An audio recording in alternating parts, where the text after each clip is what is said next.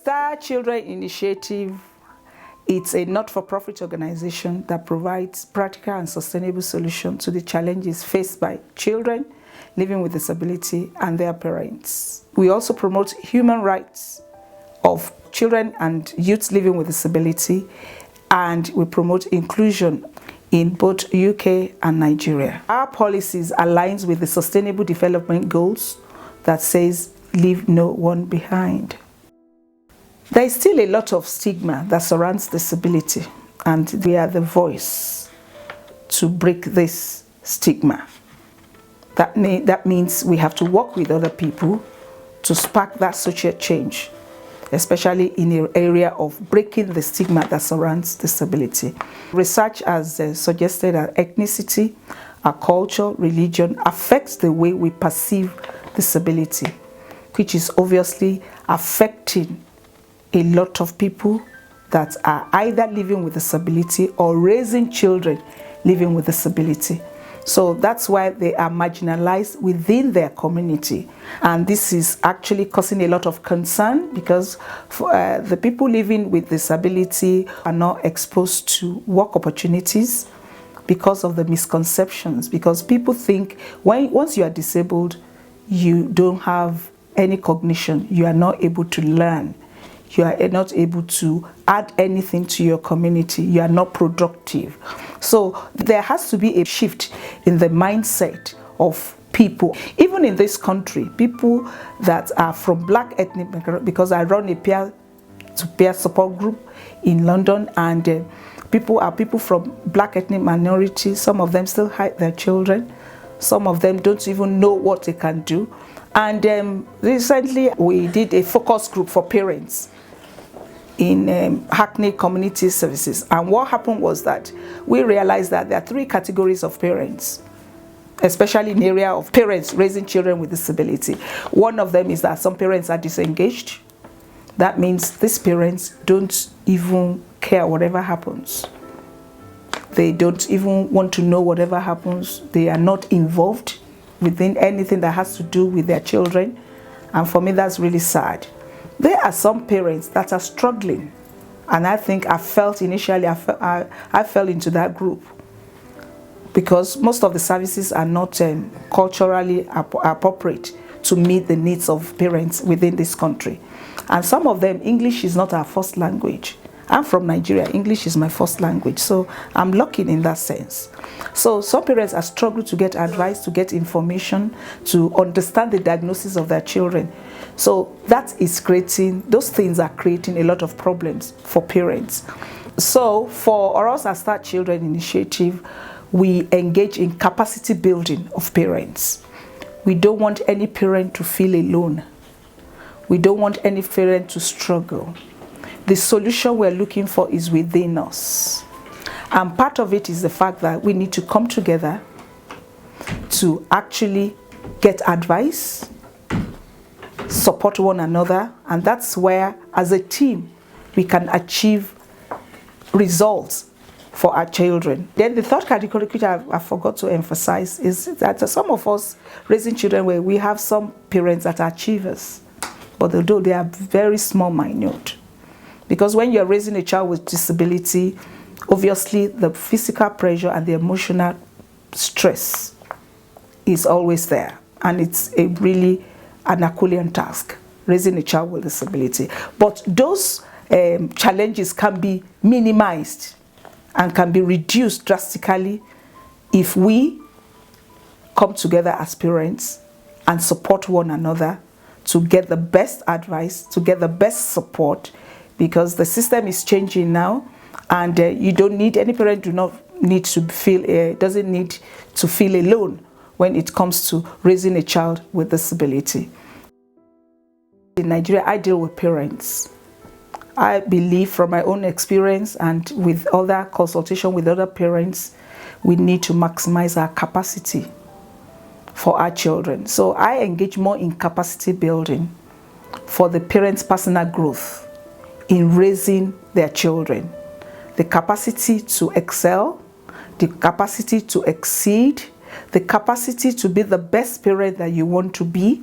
So it's a way of empowering ourselves where we can get advice, where we can get support from one another, where we can give an insight into our problems that we go through in raising our children, even with the authority.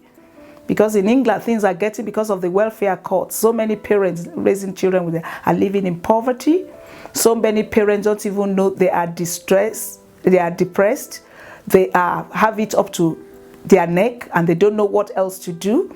So, and when you go through that alone, that can have an impact on your overall well-being. And that can, if care is not taken, you can start having a kind of mental illness, and that will affect your parenting skills, one, and secondly, it will affect your creating an enabling environment for your children. In Nigeria, it's another scenario. Some of those children face a serious abuse. The strong area is the area of neglect, where sometimes they lock them in the house. So some of them are living in poverty. Most of them are living in poverty, and it's not really good for the children's well-being. And because of the stigma that still permeates strongly in Nigeria regarding disability, most of these parents, they feel so depressed, they don't know what to do, they hide those children, some of them kill those children. And what we are doing is to raise an awareness about the fact that these children, they are children first and foremost. They are not witches. And because I'm also a parent of a child living with disability, when they see me, it empowers them. And they see their children. Now we have a parent support group in Nigeria, and we've done a lot of advocacy works. For instance, we've done a kind of sensitization with some local governments in Oyo State. We are promoting employability of disabled youths, because we don't want them to internalize their disability. We want them to progress, to look beyond their disability. So we support other disabled youths, and we also give them assistive devices. We give them people that have restricted mobility or people that cannot move at all. We are a small organization with big dreams, and we are trying to do our best to achieve our outcomes in areas of our thematic areas, which is education, health, welfare, and safety, and especially the youths. But what we are doing now aligns more with the Sustainable Development Goals in the area of leave no one behind. So part of it is to improve the human rights of disabled people or disabled youths and children, to access opportunities in the area of education. So we are doing a campaign on GoFundMe regarding to buy things that can enable them to access quality education, things that will make their life easier when they're in school or when they're going to school.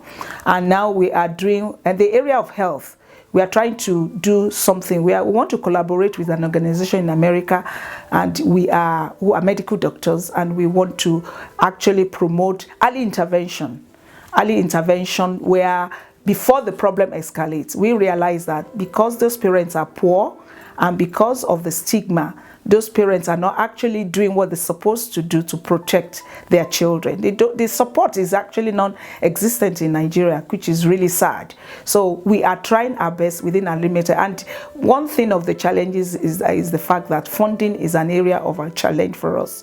And secondly, we work with other organizations that we share the same outcomes. I believe in exploring